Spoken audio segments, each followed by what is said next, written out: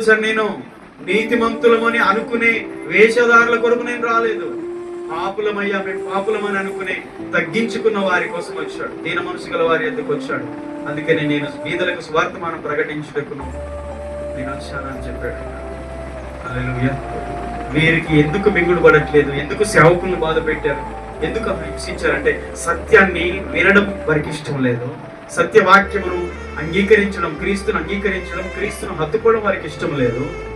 వారు కేవలం వేషధారులుగా, అన్యాయస్తులుగా, దేవుని దృష్టికి వేషధారులుగా ఉండి మనుషుల దృష్టిలో నీతిమంతులుగా ఉండాలనుకున్నారు. కనుక సత్యాన్ని అంగీకరిస్తే సరిగ్గా బ్రతకాలి, యథార్థంగా బ్రతకాలి, నిజాయితీగా బ్రతకాలి. సత్యాన్ని అంగీకరిస్తే నీకు ఖర్చుగా బ్రతకాలి, దేవునికి ఇష్టంగా బ్రతకాలి.